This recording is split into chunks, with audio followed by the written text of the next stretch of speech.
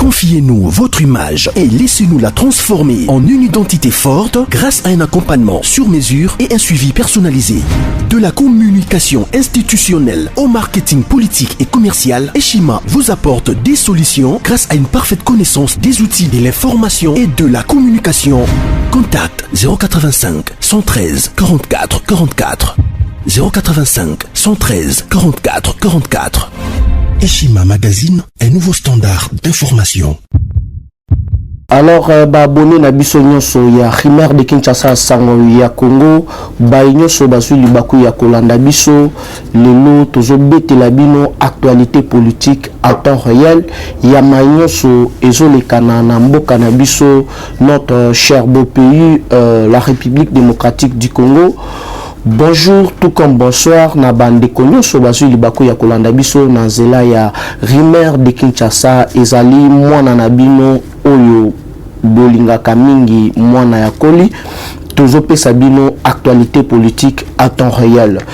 Premièrement, il faut boyeba keno actualité politique na mboka na biso ezali dominé na nuna interdiction ya Kabila ko quitter lisusu territoire national te ceux qui alongwe bakokangaye. Donc ndenge ezali wana Kabila akotikala ata na lufu akokomate ata na bicha akokomate. Donc ndenge ezali wana ordre epesami déjà na ba frontière nyonso na ba service nyonso ya renseignement. Et puis pas seulement ça na ba proche na yetu moyen ba quitter territoire national ezalité. Awa boko comprendre le pourquoi baboyi nene kulu na Otobengi Willy Kitobo, ministre Yamin, ba quitter territoire national. Pour nani ba interdire bango ba quitter territoire national. Ezalina une violation ya article 34 ya constitution na biso parce que à chaque voyage ya membre ya gouvernement il faut premier ministre à saisir déjà président de la République yemutu akopé sa ordre to akopé sa go na avant 10 jours, il y a ordre de démission à Bango. Qu'est-ce qui s'est réellement passé? Alors, Bokolanda Yango à long et à large. Parce que Ndenge Zaliwana Nazo annoncé bino arrestation. Il y a plusieurs cadres. Il y a FCC. Oyo Basali. Bazo continue toujours na kosala Mayuya. Toko yebisa bino kenon ndenge ezali wana liste ya ba député ezokoma toujours moulayi na ba bandimi déjà pour Otobengi union sacrée initiée par le chef de l'État. Il faut boyeba kenon mukolo ya lobby sénateur Sami Badibanga ayaki na du député Patrick Mouya yape akei gauche droite te apesi position naye à Longwe FCC à lobby jamais à cause à la wana service ya mutumoko songolon pakala vraiment te à PC déjà position naye na diplomatie to robete la bino masolo to moni journaliste songolon pakala Twitter tenant Kabila ce qui n'a balé diplomatique là je vous rassure que non ezali faux et archi faux pays nini ya Sadek azalaka pour Kabila parce que bayebi ba crime oyo asema na RDC mais pas seulement ça bayebi nini oyo Kabila sali pendant 18 ans alors tokotani la binope tweet ya Herman Cohen oyo alobaki kenon Kabila dans 2 ans 3 ans tokotika la lisusu kobeta lisolo na été et puis toko bete la binope masolo vraiment ebele kaka na kati ya diplomatie tokoyebisa bino décision ya Emile Murphy Oyo Azali, directrice de services généraux et administration américaine, GSA en sigle, selon Washington Post, a boy co-signé lettre ya passation ya pouvoir ya Joe Biden na Donald Trump compte tenu que non ezalaki na ba irrégularité ebele parce que ezalaki vote moko par correspondance mais pas seulement ça.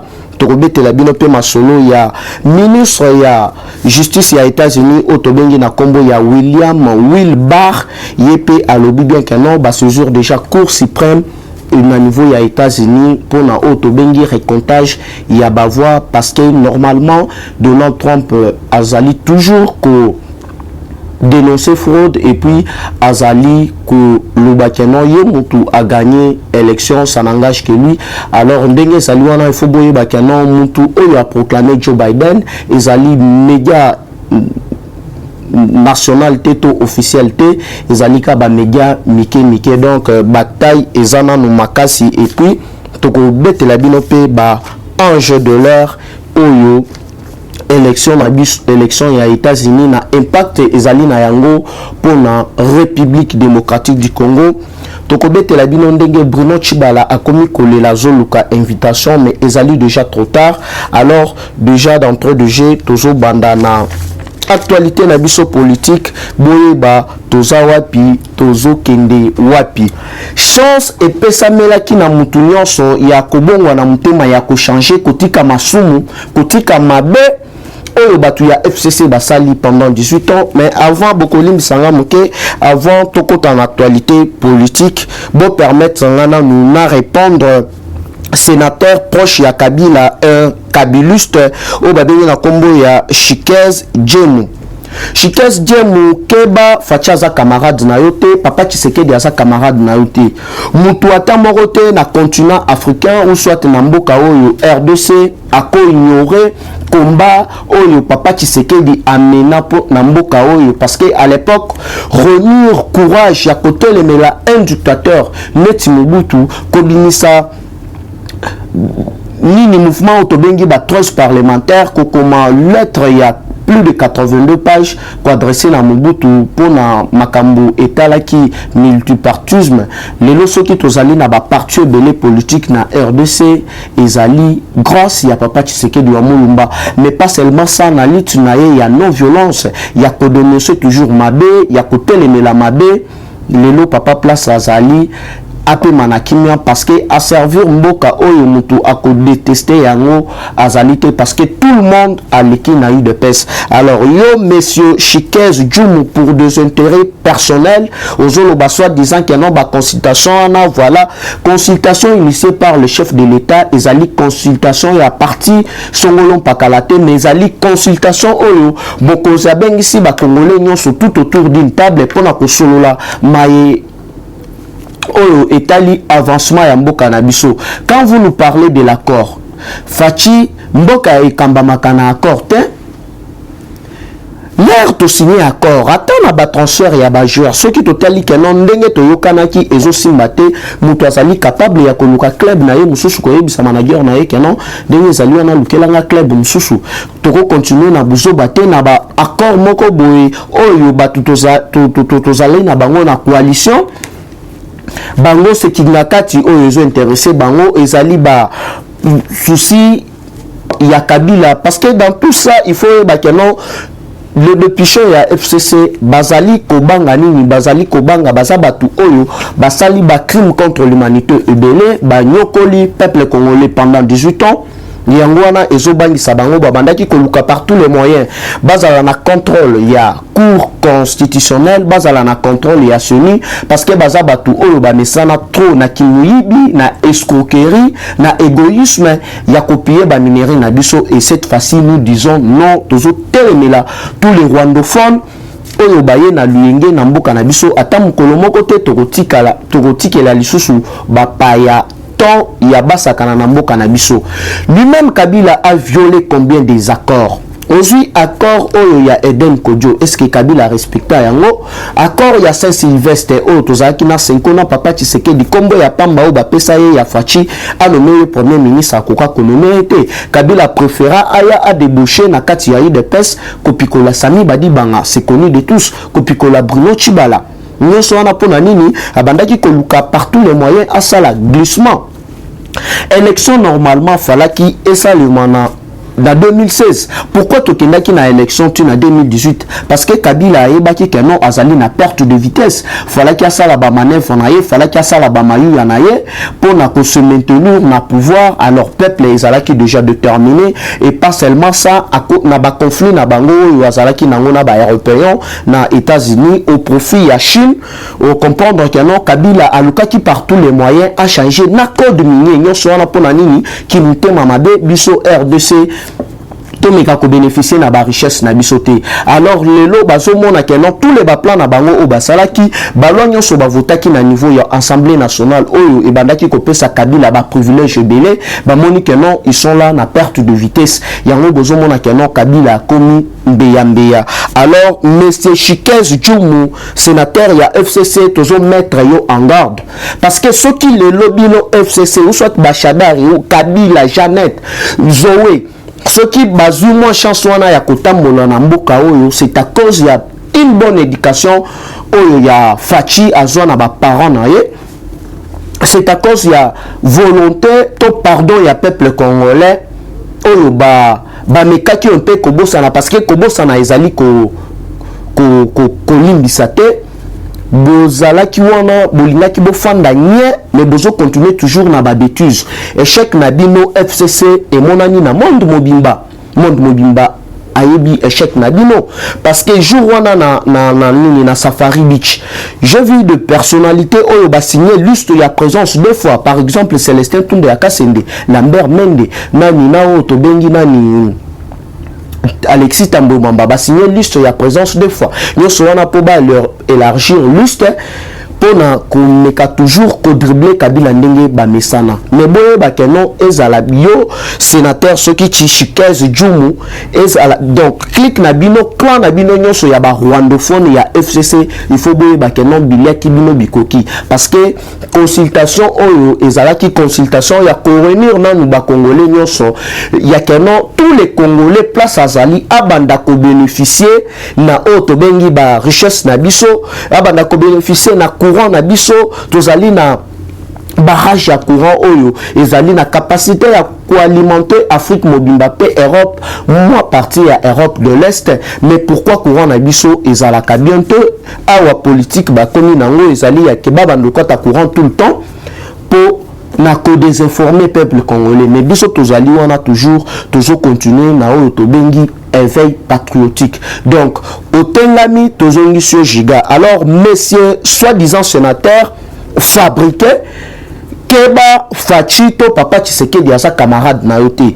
Si tu continues, monsieur, je t'assure que non, Dengue Zaliwana, Yeba que non, peuple congolais a s'en charger na yo. Parce que Bozali bateau, beaucoup font la minokonabino, bolo baliboso ya batoté, pour la continuer, qu'on manipuler opinion, pour la continuer, qu'on manipuler peuple congolais. Alors, Yeba que non, consultation oyo, il faut ebota, majorité ya sika, bolinga, te bisona bino, cop ezali lisusu te parce que boza batu oyo bo travaillaka toujours au service ya un étranger rwandais na place ya kozala pour ndeko na biso congolais wana ezalaki nanu droit de réponse na monsieur Chikez soki Djoumou donc falaki to répondre parce que tokotikela bango temps ata mokolo moko te awa bokoyeba ke non ba service nyonso de renseignement ezali na alerte rouge na donc dans deuxième année bango nyonso bazali na alerte rouge ya communauté internationale na président de la République donc Kabila na batunaye bazali interdit ya ko quitter na territoire national parce que boyebi bien batu oyo bapiye mboka na biso oyo pendant longtemps depuis 18 ans bazo continuer na copier lelo sele ya la gouli en complicité na gouverneur ya banque ba bloquer mbongo ya ko futa ba agent jusque là ba fonctionnaire ya l'état bazali na no payer te pourquoi bazali payer te c'est le FCC qui bloque nous sona pona nini pona ko inisa mokonzi na peuple congolais mais mokonzi bakoina yete parce que mokonzi asali a posé déjà ba geste moko ya kitoko makasi na programme na ye ya 100 jours ba réhabiliter banzela ebele batongi banzela ebele ba école ba hôpitaux gratuité ya enseignement en plus donc ndenge ezali wana Fachi à côté de ba congolais nyonso na misisa parce que c'est leur frère azali de konabango oyo congolais nyonso ayebi et pas ya ba Fachi alors nini yango elekani lelo na RDC. Il faut que non depuis FCC ba initiaki soit-disant retraite na bango na niveau ya Beach Palm Beach je sais pas moi zokande mbongo oyo basaleli biloko na bango wana ba makambo na bango tout c'est 1 500 000 $ américains oyo ilungani pesi pena audace alongoli mbongo na caisse ya l'état sans toutefois co-saisir chef de l'État. Voilà qu'est-ce que FCC Baban Ezaki raison moko boye ya ba mafieux pona ba continuer toujours na konyoko la peuple congolais na ba intérêt na bango ya égoïsme oyo bazali na yango. Ilunga à faire débloquer 1,5 million américains en complicité na sele ya la Gouli, en complicité na gouverneur ya banque. Nazo yebisa bino ke no batu bakokangama à bientôt boze la kaka consultation oyo esila po ba magistrat déjà ya cour constitutionnel babandi déjà musala na bango awa bomoni Jean-Jacques Mamba yewana atubeli akini akei mbala moko exil mais akosaki keno akeko se faire soigner nyonso wana pona nini babengisaki ye déjà na cour de cassation na motion na ye oyo ezalaki lié na ba irrégularité ebele pona ko destituer honorable Jean-Marc Kabunda Kabund na poste ya vice président de l'Assemblée nationale. Alors babengiye akende ko se présenter na cour de cassation zokande mona mai ya mikimila ki déjà akosi malade otelo akei ko se faire soigner libanda mais akozwa makaka parce que dossier ya justice et pour la kata mukolo moko te. Ilunga elunkamba na ba raison na bango nyonso ya FCC ba se permettre ya kokende ko chambongo na kesi ya l'état soit disant nini batindi Nene Nkulu na ministre Willy Kitobo oyo ya mine Nene Nkulu ya affaires sociales na ministre Willy Kitobo ya ministre ya mine batindi bango mission moko ya lukuta na ba staff na bango mobimba cabinet na bango mobimba ya ordre de mission donc mbongo ebimi déjà avant bango ba profiter ba organiser ba biloko na bango wana ye soit disant ya retraite bache maboko na caisse ya l'état mais plus grave eza nini na mbongo tout oyo bango bachaki maboko na caisse ya l'état bakende na mission ya lukuta donc mission wana eza mission moko fabriquée par ba criminel ya FCC ya koyiba kaka mbongo kokosa mission mais et servir bango na retraite na bango oyo basalaki ya 2 jours. Imaginez-vous. Nawe ilunkamba vraiment unanishangaisha sana mzee. Na kipimo yako ile tu bena kurule sa mtoto kidogo unafuata Kabila kumukongo mtu ashina tana certificat ya école primaire. Alors que uko professeur ya université.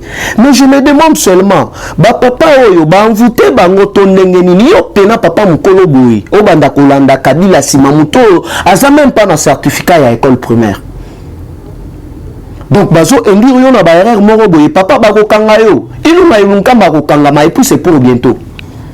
Donc ba se permettre ba créer mission moko ya lukuta batinda Nene Nkulu na mission alors que eza mascara mbongo wana et servir na otobengi retraite na bango ya FCC bokozongisa mbongo wana et puis bokende kozongisa lango na prison.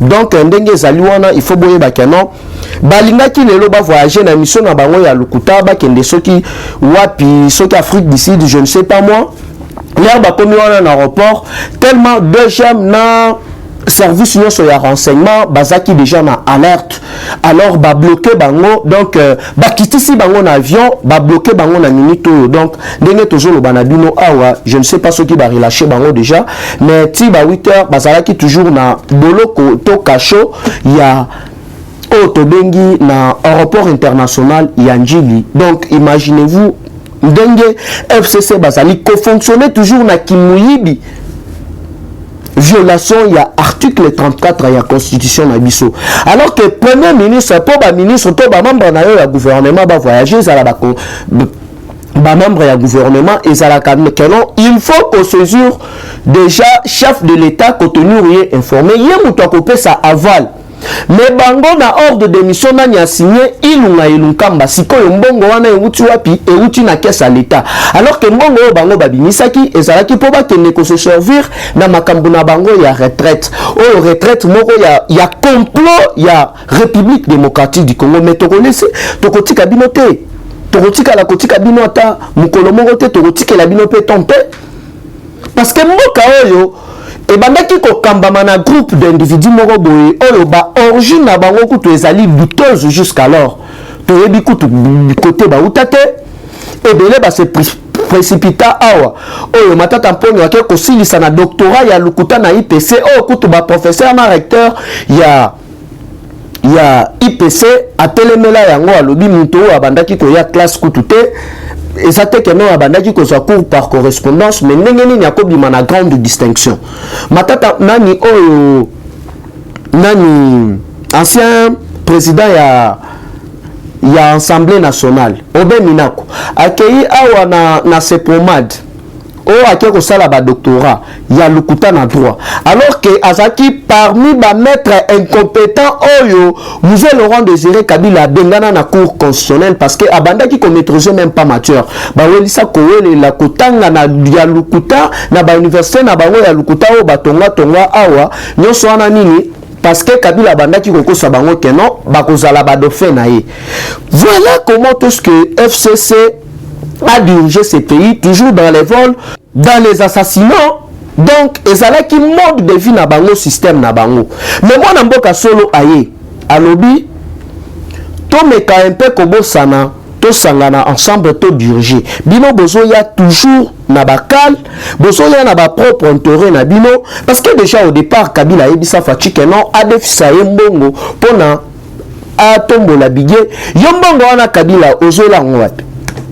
Tchotara Tanzanie soki Tanzanie soki Rwanda est-ce que yo ozaka na compte ya $50,000 na nini ozaki na mbongo ya $50,000 to ata $15,000 apamba na compte bancaire na yo na bino ba Jeannette Touana bazoué mais c'est connu de tous.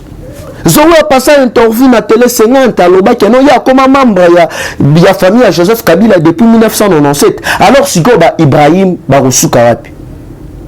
Donc à bientôt là nazo bisabino que non mes chers compatriotes edi kape nazo bimalibanda na batutu bakanga na bango bazo bimalibanda procès na stade des martyrs. Kabila osukit osuki awa siko ba comprendre que non FCC a commis agité. Kabila tindaki ba émisseur na ye pa Antonio Guterres alobi yo mwana mobali ozali na courage tika ba congolais ba tonga mboka na bango ba construire mboka na bango parce que objectif na biso Nations Unies ezali lisusu ya kozala sima ya ba crime te ba conseiller ya Kabila chassé comme des chiens et pas Antonio Guterres oyo asala plus de 2 voyages à na Congo mais pas seulement 2 voyages à Tinda émissaire ton représentant na yena niveau ya Grand Lac Wang Sia maintes fois et pas chef de l'état et pas ministre ya affaires étrangères nyonso wana pona nini nyonso wana poete ba meka kofandisa makambo na ba crime nyonso oyo Kabila aposa na RDC maka nini oyo na Afrique oyo yebi maba Kabila te oteno Sadek bakei na Sadek oyo wapi diplomatie au fachi azo sala ti akendaki epa ya ti ba conseiller mokosi bakendaki epa ya Mohamed Sissi ya Égypte et ça livre préparation déjà parce que boyebi bien que là déjà dans mois de février au plus tard le 21 fachi a reçoit commande il y a Union africaine yango wana oyo atindelaki ti atindaki ba conseiller na Rwanda ezalaki pona ko mettre Paul Kagame en garde. Parce que ndenge toujours le banabino ministre ya affaires étrangères même Tumbazé azali déjà na niveau ya Afrique du Sud invité par homologue naye sud-africaine oyo bazo solola omeni maye matali police ya intervention rapide ya Nations Unies to ya MONUSCO. Alors si ya police ya Nations Unies wana il faut boye bakeno banoko bazana kati. Donc ba américain bazana non sona pona nini pona est ezala déjà en alerte rouge parce qu'ils allaient déjà en alerte rouge. Le loba kangi chef général il y a service il y a renseignement il y a Goma. Service il y a renseignement militaire il y a Goma. Et puis pendant nini bakangi parce que azali parmi ba commanditaires batu oyo ba commandaki ba assassiner notre frère congolais Mundande Simba Ngezayo yango ndenge tozolo banabino awa lelo na ba 3h ba mettre ba kangi chef ya bureau de renseignement militaire ya 34e région militaire na niveau ya Goma bakangi nani atindaki c'est Joseph Kabila. Mais pourquoi bobomu mto bato nyonso wana pona nini a dénoncer ba carrière nyonso Kabila azaki nango ya ba mine na niveau ya est donc tu olive azo beta ba tour na est ezali pona kokende ko superviser ba carrière ya ba or ya ba coltan oyo bango ba piara kuna alors bapie baluka manœuvre nini ya kokotisa ngo na Rwanda parce que économie ya Rwanda ekiti. Pourquoi ekiti? Bino batu bozana ba minerai te. Pourquoi ba usine ya ba minerai? Pourquoi Rwanda azosala ba ordinateur, azosala ba téléphone, ba minerai wana azwila kanwapi? Azwila kango na RDC. Alors ba pays nyonso ba bulaki ke non RDC ezalaki gâteau na bango, jenda na bango pona ko banda kopier yango et là yeba ke non fini la récréation. Donc na minute yo le sol et le sous-sol congolais appartient aux Congolais. Donc, loi bakajika, point barre. Donc, yo koye la biso te ke non, nga mwilanya na utaki Uganda na yo ko se réfugié na Fizi boye na boye na koni na pas question. Congo est comme sikoyo na maboko ya peuple congolais. On a minito tozoluka ba organisation ya élection anticipée. Makambo ya élection anticipée ezalité mutoko sabilote. Jamais ba ko organiser ba élection na seni wana. Il faut basala na nous réforme ya seni. Babimisa président ya sikao ya kokamba seni et non deux individus. Awa na minito bozala surpris que non 5 bakomi ko senga oteno fachi il faut régler makambo en interne na FCC pour na avancement pour na intérêt ya peuple congolais. Mais bino 5 na zoka mwa mingi. Nazoka mwa mingi bo crier wa Tshisekedi Kabila se séparer na Kabila. Mais lelo fachi abengisi ba congolais nyonso tout autour d'une table to solo la Congo.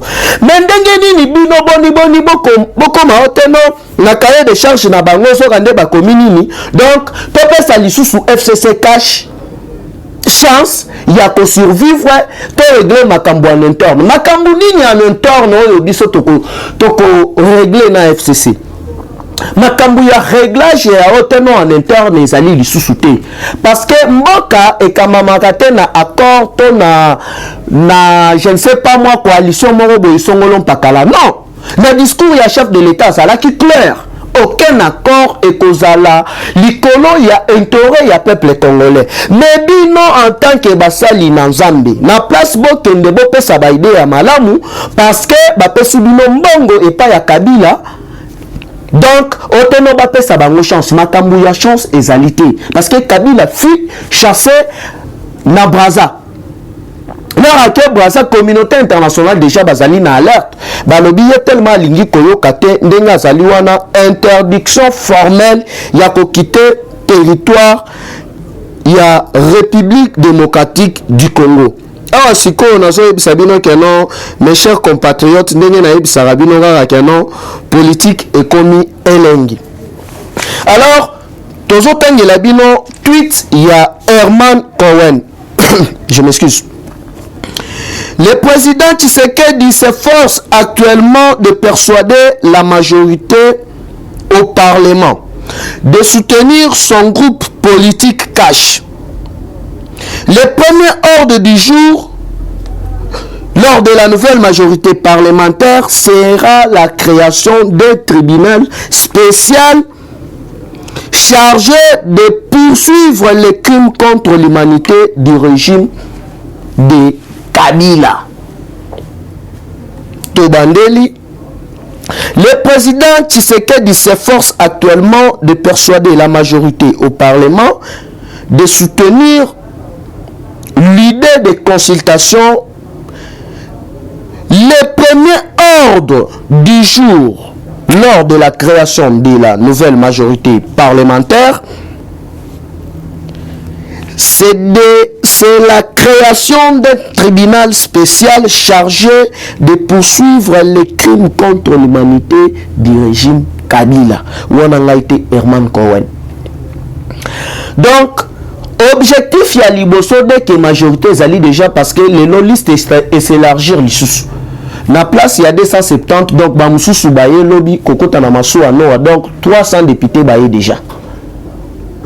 300 baye 300 députés baye déjà pour rejoindre Otobengi consultation à chef de l'État. Donc là bazo dégager une nouvelle majorité parlementaire ezali pour être premièrement va créer tribunal spécial international oyo kambama la police ya Interpol pour na traquer ba criminel nyonso ya régime ya Kabila. Donc kobanda na Kabila na ba criminel tout yango bomona ki kenon au courant ya même semaine déjà parquet ya Kananga batindeli o tobengi Emmanuel Shadari invitation à kende ko répondre na assassinat ya des experts ya ONI bangona Boshab baibi makambwana parce que Boshab akenda na Chimbulu kuna kokutana na Kamuna Sapu chef ya Kamuna Sapu leur a ébissé a appuyé Kabila aboyi abengi koto ba pesi ordre à Boumaï, c'est connu de tous. Alors ba crime tout oyo bino bopoza ba tribalisme ba guerre ya ba communauté na ba province tout au bino bo créer ba territoire nyonso o bo créer parce que c'était ça votre objectif et ça la ba Maindombe ça la ba Kasai et ça la na est na biso ya mboka attaque mon côté économique inaperçu yango bozo mona sikoyo FCC a commis en agitation nan bo commis en agitation te awa sikoyo ba interdire Kabila ko quitter territoire national te na batuna et tout le monde a place bo bimela. Parce que là, sa majorité à Sika Awa. Donc, donc Franck Djongo, directeur général, il y a Amer. Azana Nouana. Donc, on a Kanda ou Betsaï, Bolo, Konyo, Sakala, donc, Bino, Bolapi. Yango, tous les jours, nous continuons toujours à sensibiliser nos frères congolais. Fatih, c'est notre frère. Donc, 100% bio. 100% congolais. Donc, Congolais, Ali Koukoumate, il est temps de soutenir le fils du pays, Pombo Canabiso et Kendeliboso. Alors, Yomutu, oso continuer dans la aventure, il faut que non dengue zawana piolo le kobeta.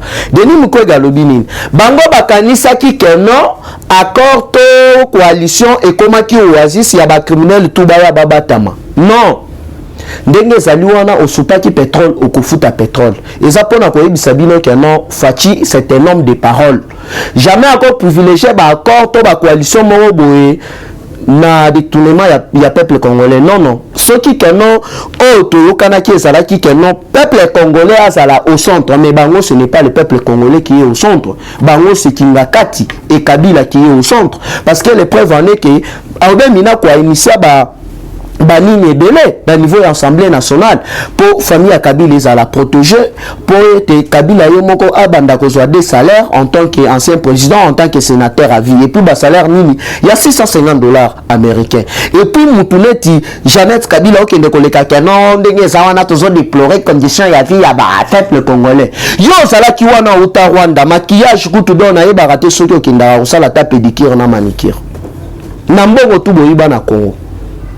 Bosala nini pour la basoda wana na ba veuf militaire ba blessé de guerre bosala nini parce que boyeba ki que non bozaki ba paya bobwaka ngunda na Congo boya bo payer ba minerais na biso boyeba que non ezala yo asarien sorobirwa vous allez payer boko futa obino bosali peuple congolais yo mo isoki nyarunga bu vous allez payer obino made bosala peuple congolais yo Kabila Jeannette Zoé donc vous allez payer.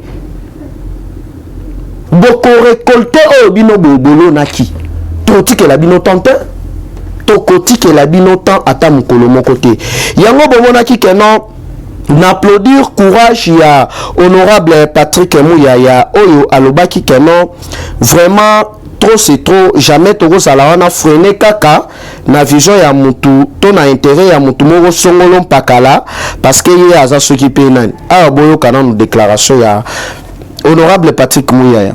Tous ces pays ici-bas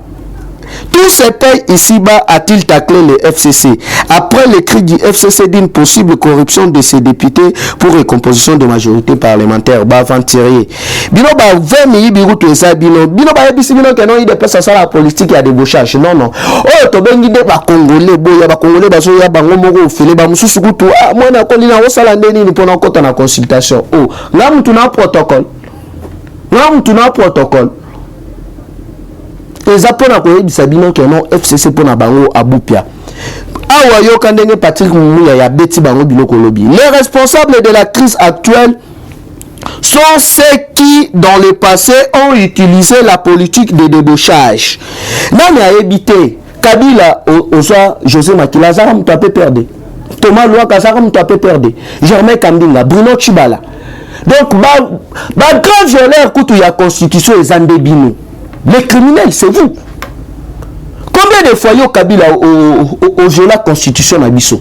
dialogue nini oyo banda kutu Sun City boizola papa Tshisekedi oteno ye abundate asimba minduki te moyen toko tsaye na gouvernement plus 4 ezalité lelo zaidi ngoma akenda wapi wampoisona Herodia akenda wapi wampoisona nyonso wana pona nini pona ba intérêt moko personnel pourquoi wampoisona zaidi ngoma pona nini boboma na dialogue kaka oyo awa ya oya bole saye poisson boboma eza bino batu ya FCC nani a évité accord nini oyo Kabila au respecta déjà lelo tu veux faire voir au monde que non voilà accord ezalité mboke kamba makana accord te point barre awa il faut boye ba que non ndenge ezali wana eza ya koyinda eindi nada sugite Kabila interdiction formelle ya kokite na territoire ya République démocratique du Congo.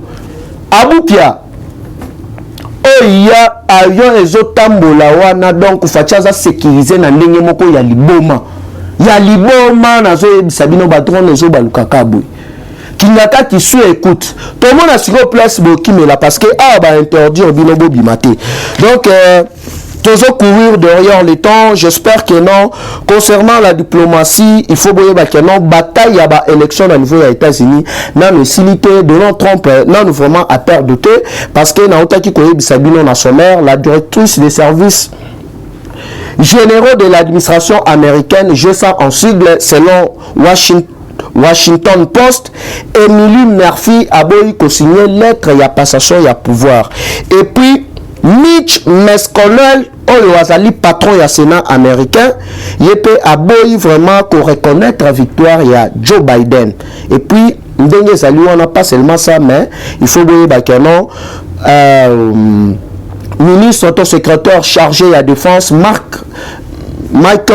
Mike Esper, donc Donald Trump a limogé na tongo ya lelo, donc on ne sait pas ce qui va se passer. Ba service union so ya renseignement, ba service union so militaire ya niveau ya États-Unis d'Amérique, ba sali na alerte. Et puis Sangumoro lisusu ya kitoko ezali William Bill Barr oyo azali ministre ya justice ya États-Unis d'Amérique à ce jour déjà Cour suprême à lobby fraude des alliés. Donc bataille ezali na makasi na ndenge moko ya kosaranate tozali observer kaka c'est parmi kutu ba raison oyo bomoni que non Vladimir Poutine na Donald Trump basala qui déjà bloc na no féliciter yete na ni Kim Jong-un le nord-coréen yepe na no féliciter donc basali ebele oyo na no ba féliciter Joe Biden te ba lobby il faut tozela un mois ndenge le Kanaka na George Bush na John Kerry. Peut-être l'histoire peut se répéter. Vous allez qui tellement ébélé, c'est votre fils, c'est votre frère. Moi na Koli, mon numéro est toujours le même. Plus 243 89 784 33 42. Plus 243 89 784 33 42. Big up et dans le prochain numéro. Eshima, votre magazine qui bat au rythme de l'actualité. Retrouvez la nouvelle édition. Exclusivité. Alors que la RDC sort progressivement la tête de l'eau après la crise sanitaire Covid-19 ayant fragilisé les économies du monde, Eshima Magazine présente à la une de sa 15e édition la ministre de l'économie nationale, Acacia Bandou Bola, présente son bilan depuis sa prise de fonction. Relance économique, Acacia Bandou Bola Mbongo donne des signaux forts. Baisse des prix des produits pétroliers, maîtrise des prix des denrées alimentaires pendant des temps forts, organisation des marchés populaires afin de soulager les paniers de la ménagère en période de Covid-19, une franche collaboration avec les opérateurs économiques et dotation en équipement de son administration, la ministre de l'économie nationale affiche un bilan éclatant de sa première année de gestion de ses très stratégiques portefeuilles. Eshima Magazine revient sur chaque étape de la vie de la Margaret Thatcher congolaise. Focus. Agnès Moide et la CNSS interpellent les employeurs sur les avantages de l'utilisation de la télédéclaration. Payer l'impôt est un devoir civique. Barnabé Mwakadi Mwamba, directeur général de la DGI, sensibilise les assujettis. Découverte. Jerry Biangani Tampo, l'homme derrière la renommée de l'université chrétienne Cardinal Malula. Dossier Eshima, contentieux électoraux, de la poudre aux yeux. Économie, les scandales financiers ont la peau dure en RDC. Interview, Ted Belechai Kassanda, secrétaire exécutif national de la Ligue des jeunes de l'UDPS. Bras de fer entre la CPI et les USA. Fatou Bensouda défie Donald Trump. Retrouvez l'intégralité du magazine Eshima dans les kiosques. Eshima Magazine, un nouveau standard d'information.